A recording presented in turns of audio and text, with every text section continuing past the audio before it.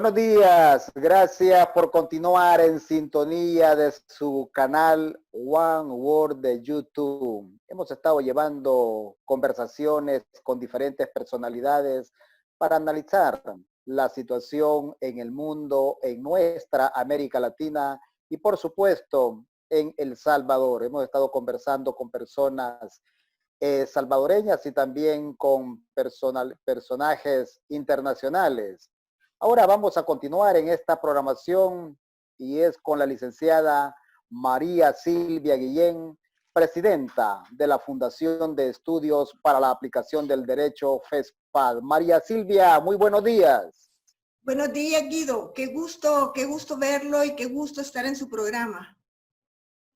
María Silvia, creo que la situación que se nos ha presentado, sobre todo a partir del COVID-19, pero también que se viene remontando a partir del 3F, como se le denominó allá en el 2019, y el 9F también del 2020. Una situación que realmente da para analizar qué nos ha estado pasando con el descuido por el que está atravesando el pueblo salvadoreño. Quisiéramos por eso, en primer lugar, María Silvia, que nos hiciera un análisis.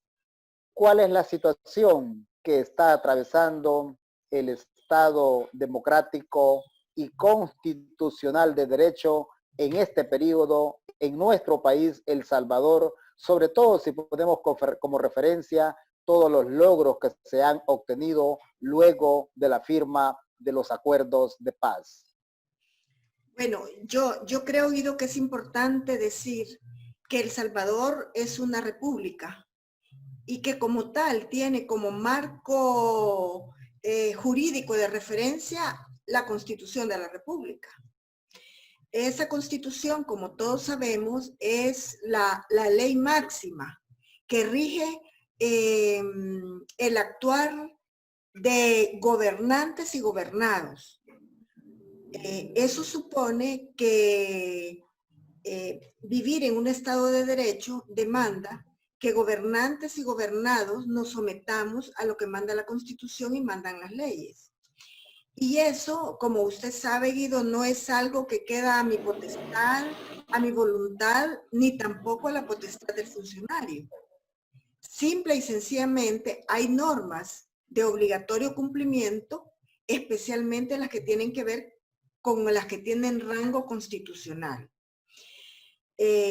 A mi manera de ver, uno de los logros más importantes que se tuvieron a lo largo de, voy a hablar de los últimos 10 años de gobierno, fue lo que yo doy en llamar ese desprendimiento de un presidencialismo ultranza al cual veníamos acostumbrados, Guido, donde desde la Casa Presidencial se daba órdenes a la Asamblea Legislativa y se daba órdenes al órgano judicial, y todo funcionaba a partir de un enorme presidencialismo. Eso fue superado a partir de los dos últimos gobiernos, en los cuales realmente yo me siento muy orgullosa de decir que hubo un respeto fundamental a lo que es uno de los principales y fundamentales pilares de la democracia, y es la separación de poderes. La separación de poderes es precisamente ese respeto a ese mandato constitucional que dice son tres órganos fundamentales del Estado: el legislativo, el ejecutivo y el judicial. Cada uno de ellos tiene sus competencias, tiene sus funciones, tiene sus propios funcionarios. Y de lo que se trata es que cada órgano realice sus propias funciones con la colaboración del resto, pero sin la interferencia del resto. A mi manera de ver, desde el día en que se ganaron las elecciones en el 2019, desde ese momento empezó un actuar del entonces presidente electo bastante invasivo de toda la actividad del Estado. Todavía había un gobierno anterior, pero ya había mucha interferencia de parte del recién electo presidente. Luego que llega la toma de posesión, a partir de ahí nos damos cuenta cómo el gobierno central asume una actitud bastante distante de lo que son las normas de obligatorio cumplimiento para él. Y parecería que de parte del presidente de la República hay una actitud bastante desafiante al marco jurídico establecido y como que le estorba ese marco jurídico y le estorba la separación de poderes.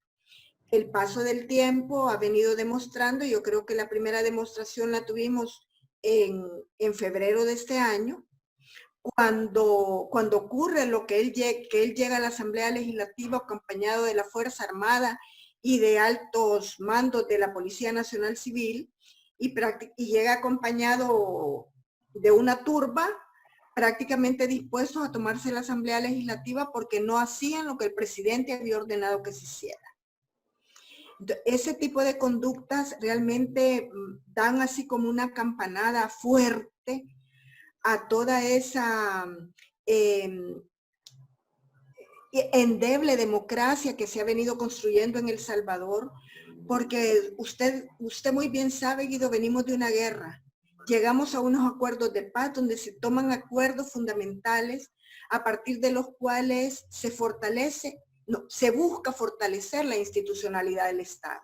Se crean nueva institucionalidad buscando que efectivamente el Estado salvadoreño y su democracia se fortalezca. Digamos que el paso del tiempo vino fortaleciendo la institucionalidad del Estado. Y yo sé que hay muchas críticas y que dicen no tenemos institucionalidad fuerte, todavía no. Pero sí se vino trabajando en eso, se vino construyendo una institucionalidad que no tuvimos antes, Guido. Y usted y yo, que venimos de épocas de allá de los años de la guerra y antes, podemos decir con toda certeza de que hemos caminado hacia una institucionalidad y hacia una fortaleza que no teníamos. Y yo diría que al finalizar la gestión presidencial del 2019, nos quedamos con lo que para mí es así como una fortaleza fundamental, y lo repito, es la separación de poderes. Nos encontramos en este momento en una realidad en la cual yo tengo la impresión que al nuevo gobierno no le interesa someterse a los mandatos de la Constitución. Parecería que le estorba. Le estorba todo aquello que sean controles, le estorba todo aquello que sea competencias en otros órganos, y parecería que se está queriendo definir todo desde la Presidencia de la República. Claro, ahora no hay una asamblea dócil, tampoco una Corte Suprema de Justicia dócil, una sala de lo constitucional dócil, no lo hay como lo hubo hace muchos años. Entonces, eso ha traído como consecuencia no un conflicto entre los órganos, Guido, porque creo que de la Asamblea Legislativa y desde el órgano judicial no se está planteando conflicto. Hay un conflicto permanente de parte del órgano ejecutivo que está queriendo que los otros dos órganos actúen de acuerdo a los intereses que de ahí se tienen. Y eso a mí me parece que es un retroceso muy grave a los logros que habíamos tenido. María Silvia, si damos un salto total de lo que ha estado ocurriendo y a lo último que aprobó la Asamblea Legislativa, luego que la Sala de lo Constitucional de la Corte Suprema de Justicia declarara inconstitucional todos los decretos ejecutivos y 2 decretos legislativos por vicios de inconstitucionalidad. Ahí, independientemente que se encontraron el lugar perfecto o no, la Asamblea Legislativa aprobó el decreto 661. En el proceso de formación de ley tengo entendido que el presidente de la República, luego de haber recibido el decreto, tiene 8 días para responder. Ayer aparecen que envía una propuesta para un estado de excepción y el decreto 665, bien, gracias, lo tiro al basurero. Ese decreto 661 debe seguir su proceso, enviarlo a la Asamblea Legislativa, ya sea sancionado, observado, vetado, esperar qué va a hacer, si lo va a superar la Asamblea Legislativa, regresa nuevamente al al órgano ejecutivo y al final tiene que terminar en la sala de lo constitucional para que verifique cómo debe hacerse. Esa es la realidad. Entonces, ¿de dónde sale, por ejemplo, estar enviando una propuesta de ley de excepción y haciendo, volviéndose indiferente al decreto 661? Fíjese, Guido, que el problema es, yo creo que es importante que la gente tome conciencia de que la preocupación nuestra, ¿me escucha? Sí. De que la preocupación nuestra es todo el marco jurídico que está en este momento en entredicho, pero también nuestra preocupación es la salud y la vida de la población. Entonces, Guido, espéreme un ratito. Bueno, apareció ahí Firulay haciendo un relajo en la casa de María Silvia. María Silvia, adelante. Fíjese que creo que es bien importante que quede claro que nuestra preocupación es el respeto a las normas jurídicas vigentes, pero también la salud y la vida de la población. Pero para que realmente esté regulado adecuadamente todo este proceso de que se termina la cuarentena y salimos ya a la vida económica y social del país, a mi manera de ver, debería de haber regulaciones claras, protocolos claros, y no los hay. Y no los hay precisamente porque ha habido, digamos, un estira y encoge en un primer momento entre la Asamblea Legislativa y el órgano ejecutivo, pero que al final la Asamblea Legislativa aprueba ese decreto 661 que lleva consigo esos 6 días que estuvieron trabajando los dos órganos del Estado, y se recoge ahí todos los aportes que llevó el órgano ejecutivo. Y bueno, se aprueba ese decreto, se manda al órgano ejecutivo, y creo, Guido, que este día se le vence el plazo al presidente para poderlo sancionar o poderlo vetar. A mi manera de ver, si aquí hubiera una responsabilidad decidida de parte del órgano ejecutivo, ese decreto debió haber sido sancionado, Guido, de tal manera que a partir de ahí se pudieran quedar claros cuáles eran los mecanismos para la salida, se pudieran generar protocolos desde el Ministerio de Trabajo y desde el Ministerio de Salud, pero debió haberse hecho inmediatamente que le llegó ese decreto. No lo hizo, y como usted dice, ayer ya lleva un decreto donde él busca restringir derechos fundamentales, ¿verdad? Como el derecho de asociación y reunión, el de la libertad de tránsito y la libertad y restringe la libertad de domicilio. Entonces, uno dice, pero ¿qué pasó? Si hay un decreto en curso que todavía no ha sido sancionado ni ha sido vetado. Yo me imagino que ahora va a regresar vetado ese decreto. Pero entre tanto, manda un decreto de restricción de garantías constitucionales que tiene los vicios por el cual fue declarado inconstitucional ese mismo decreto. O sea que solo hicieron copia y pega de un decreto que fue declarado inconstitucional.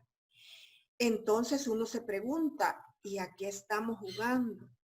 Estamos jugando, Guido, desde mi principal preocupación, a poner en riesgo la vida y la salud de los salvadoreños y las salvadoreñas. Pero parecería que todo esto forma parte de un acuerdo electoral, de ya una campaña electoral que busca atribuir responsabilidades de lo que aquí pase al órgano legislativo y a la sala de lo constitucional. Es un juego que a mí me parece perverso y me parece muy peligroso para los intereses de la población. María Silvia, hace 2 domingos el presidente de la República montó eso que él llama cadena nacional, y realmente fue una ofensa a los magistrados de la Sala de lo Constitucional. ¿En qué sentido? Porque yo pienso de que independientemente que cada órgano del Estado tiene sus competencias que debe asumir, Los órganos del Estado deben cooperar entre sí. Debe existir la buena voluntad. Pero ¿de dónde se le ocurre al presidente de la República decir que citó a empresarios y a los magistrados de la Sala de lo Constitucional para elaborar una ley, cuando todo mundo debe entender que quienes hacen las leyes es únicamente la Asamblea Legislativa? Pueden llegar una sugerencia, una propuesta del Ejecutivo que diga que fue el consenso de empresarios, pero los magistrados de la Sala de lo Constitucional yo creo que acudieron en buena fe, pero nunca a hacer una ley. Fíjese, Guido, que ha sido muy lamentable eso porque realmente yo creo que los magistrados nunca, ni los magistrados, ni el embajador de los Estados Unidos, ni el señor de la ANEP, han negado que esa reunión existió. Esa reunión se dio. Pero como dicen los magistrados en el comunicado que sacaron, los convocaron a una reunión sin definirles agenda, sino que únicamente les dijeron para informarles de cómo estaban tratando la situación de la pandemia. Y nunca, dicen ellos, se habló de construir una ley. Eso lo han dicho todos los que estuvieron en esa reunión. Lamentablemente, Guido, esa es otra parte de esta campaña que ya se está montando, de esta campaña de desprestigio que ahora de paso se llevó hasta el embajador de los Estados Unidos, ¿verdad?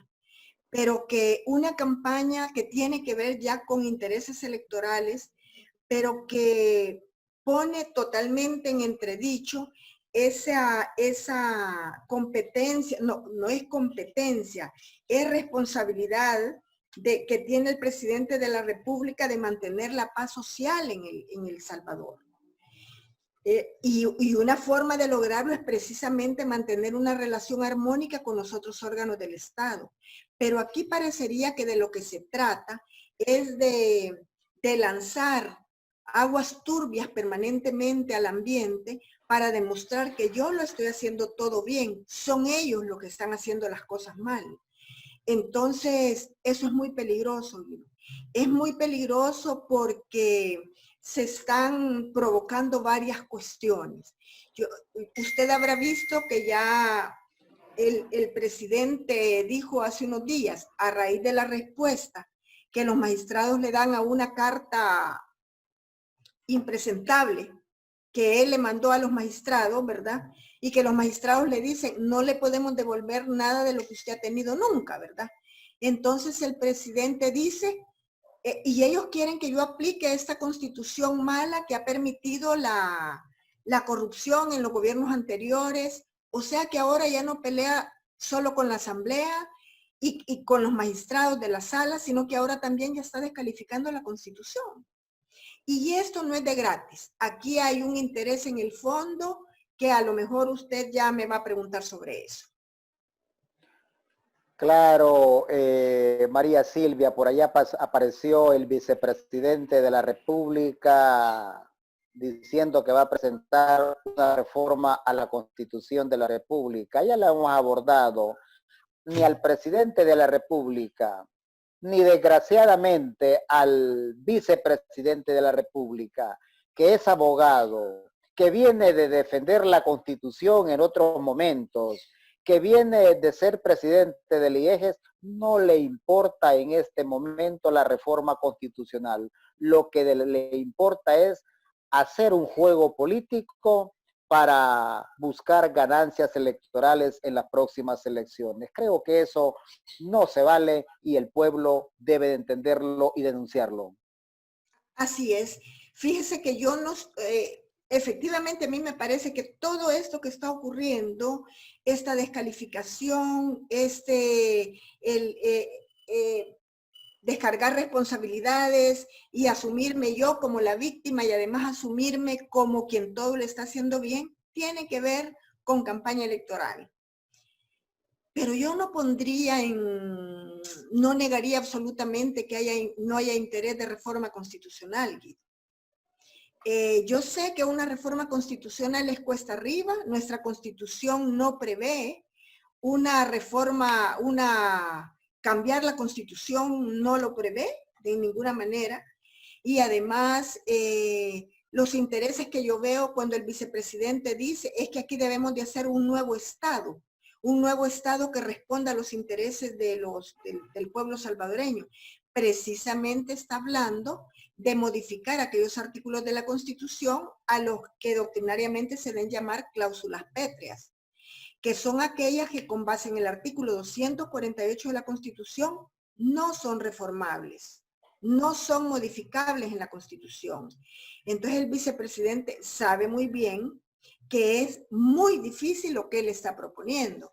Posiblemente les quieren copiar, María Silvia, al tan cuestionado presidente que ellos tienen en cada momento, como es el presidente de Honduras, que ni siquiera hizo reformas, simplemente convenció a la Sala de lo Constitucional y se fue. El presidente de Honduras en este momento es un presidente de facto porque realmente los mismos artículos pétreos de Honduras existen en El Salvador. Pero aquí están hablando de Constitución, en este momento no lo pueden hacer. Entonces vamos a la Constitución para quitar a los magistrados y entonces yo aquí me perpetúo en el poder. Claro, ahorita, por ejemplo, el hecho de que esa descalificación a la Asamblea Legislativa de manera permanente tiene que ver con el interés que hay porque el partido de él y otros afines a ellos ganen en la Asamblea Legislativa una mayoría que permita la reforma de la Constitución, por lo menos. Acuérdese usted que la reforma de la Constitución supone que hay una primera asamblea legislativa que reforma y una segunda asamblea legislativa que ratifica, ¿verdad? O sea, no es fácil, pero él quiere tener una mayoría muy grande para poder lograr cosas que él quiere hacer. A mi manera de ver es muy complicado.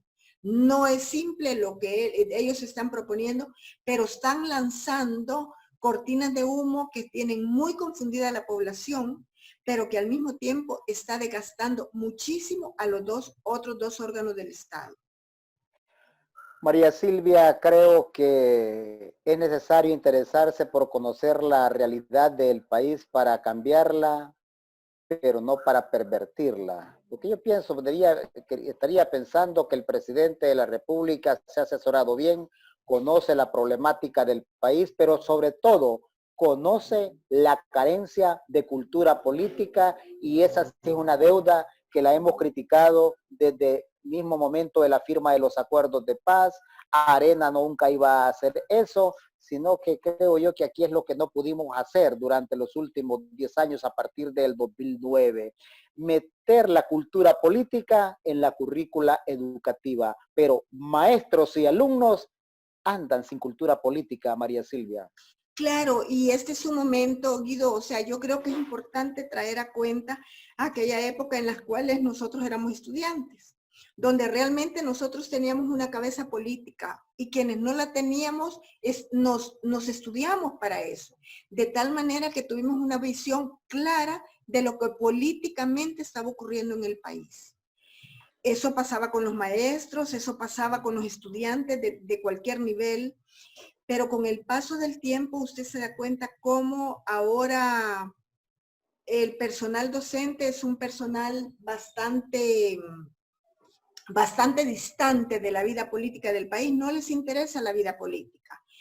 Y a la juventud en este momento está tan capturado por los centros comerciales, por la tecnología, pero además ha habido de parte nuestra, Guido, de la generación nuestra, que son los que tuvimos el conocimiento, las herramientas, la experiencia, también a nosotros nos faltó, Guido, y nos sigue faltando. Y yo creo que programas como estos apoyan a que empecemos a construir cultura política, porque ha faltado la construcción de esa cultura en un momento en el cual todo es muy light.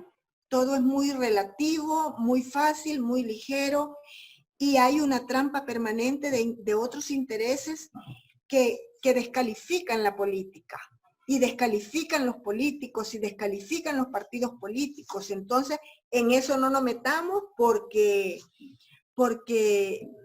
no hace nada bien la política. Y el presidente se ha valido muy bien de eso para poder manifestar permanentemente. Se acabaron las ideologías, se acabaron los partidos políticos como que él no ha llegado al gobierno a través de un partido político, ¿verdad? Entonces yo creo que de lo que se trata es de que realmente todos, desde los espacios en que trabajemos, logremos de nuevo volver a trabajar la cultura política en un momento en el cual la temática es difícil, pero creo que usted y yo venimos de una época complicada, donde había tantas realidades cuesta arriba como las hay ahora, pero también es importante decirle, Guido, hay mucha juventud interesada en hacer política y en cultura política, de todas las ideologías. No debemos de dejar de soñar aquel día, María Silvia, donde todos los salvadoreños y salvadoreños estemos interesados en conocer materia jurídica. Porque no es cierto que las leyes sean únicamente para abogados. Todo mundo está obligado a estudiar e interpretar la Constitución de la República y conocer de todas las leyes e interesarse cuando un proyecto de ley se está estudiando en la Asamblea Legislativa. Pero creo que también tenemos ahí un déficit, inclusive en el gremio jurídico, cuando uno busca un abogado o una abogada para hablar de estos temas, son con los dedos contados. Hay temor, hay sumisión, hay comodismo. Entonces, ¿de dónde, cuál es el origen para que el pueblo salvadoreño no tenga una cultura jurídica si el mismo gremio jurídico no está convencido, María Silvia? Sí, y fíjese que es bien simpático escuchar cuando los abogados dicen, es que nosotros los abogados hablamos de derecho, no de política. Cuando no hay nada más político que las leyes, que la Constitución, la Sala de lo Constitucional en sus resoluciones realmente hace política. Entonces yo creo que ha habido todo un proceso, Guido, de descalificación de la política, pero también ha habido muy poco interés en lo jurídico. Por ejemplo, conocer la Constitución no es un tema. Bueno, sería interesante saber cuántos abogados conocen la Constitución de la República. Si aquí los abogados, los hay penalistas, los hay civilistas, los hay mercantilistas, pero yo de Constitución no sé nada, ni me interesa porque yo me voy a dedicar a lo penal. Esa mentalidad no puede ser, porque yo puedo ser abogado penalista, pero para aplicar las leyes penales tengo que conocer la Constitución. No puedo venir a proponer, como un diputado por ahí, que debería ser el que mejor conozca la Constitución, venir a proponer la pena de muerte, por ejemplo. Si tengo que saber que la pena de muerte está prohibida en la Constitución de El Salvador. Pero, por ejemplo, si un abogado no conoce lo que dice su Constitución, puede llegar a una audiencia, puede decir en un escrito cosas que violentan la Constitución.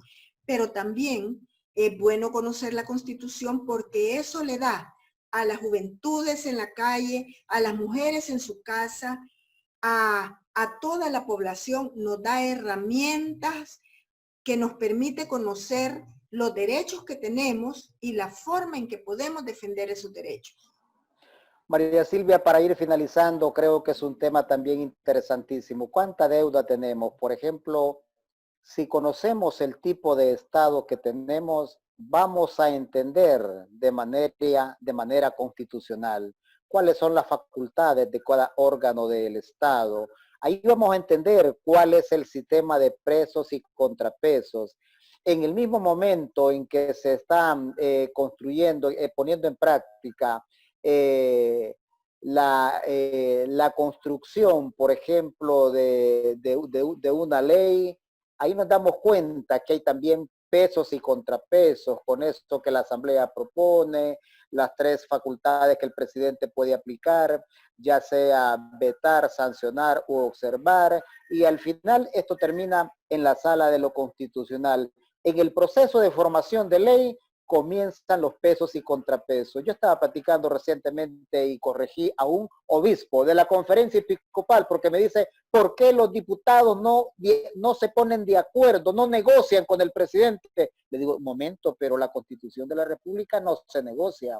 Cada órgano tiene una obligación y tiene que defenderla, tiene que cooperar, pero no negociarla. Otro obispo me dice, por ejemplo, bueno, ¿Por qué el presidente, que es el presidente de la República, por qué no de una sola vez dice cómo vamos a resolver este tema? No es el presidente de la República. Él tiene ciertas facultades, pero no todas. Otras son de la Asamblea Legislativa, otras son del órgano judicial, pero no todo. El presidente solo tiene una parte. Entonces, ¿cuánto nos está haciendo falta también de lo que es formación constitucional, María Silvia? Y esto va para todo el pueblo, para la juventud sobre todo. Sí, y fíjese que es importante, Guido, este tema, porque yo creo que debemos de conocer todo, desde el presidente de la República, que El Salvador es una república. Y eso quiere decir que funciona a partir de lo que usted ya dijo, 3 órganos fundamentales del Estado, cada cual con sus competencias, ¿verdad?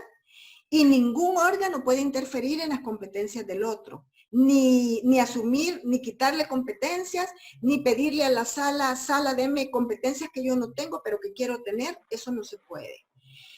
Yo creo que aquí se ha confundido y hay veces me pregunto, ¿son los asesores o qué es lo que aquí está pasando? Aquí se ha confundido y no se ha tenido en cuenta que precisamente la creación de la República tuvo a la base el que ese pilar fundamental de democracia, que es la separación de poderes, y que el interés fundamental de la separación de poderes era desconcentrar el poder absoluto que tenía el monarca. Es decir, no somos una monarquía. En una monarquía, como existían antes, el rey dictaba las leyes, ejecutaba las leyes y castigaba al infractor. Eso se separó y se separó precisamente para que cada uno de los poderes pudiera ejercer lo que usted llama pesos y contrapesos, que son controles. El ejecutivo y el judicial controlan al legislativo. El legislativo y el judicial controlan al ejecutivo. Ellos se controlan entre todos por distintos mecanismos que plantea la Constitución. Entonces, eso hay que entenderlo así. Y yo le aseguro, Guido, que en el momento en que se entienda que las cosas son así, El Salvador va a volver a los cauces de la democracia que por este momento está tan debilitado. Y es ahí donde toda la población sería importante que lea la Constitución. Hay por ahí una Constitución explicada, Guido, que valdría la pena que se conociera porque allí nos da pautas para saber qué compete al presidente, qué a sus ministros, qué al órgano legislativo, qué al judicial, ¿verdad? Entonces, eso es muy importante para que la ciudadanía pueda opinar, pueda apoyar y no se equivoque con las decisiones que va a tomar. Por supuesto, y ojalá entendamos que lo bueno sería todo esfuerzo considerado como positivo si es para fortalecer el Estado democrático y constitucional de derecho. De acá en adelante, pero retroceder quizás para actualizar algunos preceptos de la Constitución porque ya tal vez no riman con la realidad, pero nunca para retroceder en democracia. Creo que esa debe ser la apuesta y sobre todo nunca permitir la violación al Estado democrático y constitucional de derecho, mucho menos porque una persona tiene popularidad, porque la rueda sigue dando vueltas y más temprano que tarde nos puede aplastar. Muchísimas gracias a María Silvia Guillén, abogada de la República, presidenta de la Fundación de Estudios para la Aplicación del Derecho, FESPAD. María Silvia, muchísimas gracias. A usted, Guido, muchas gracias.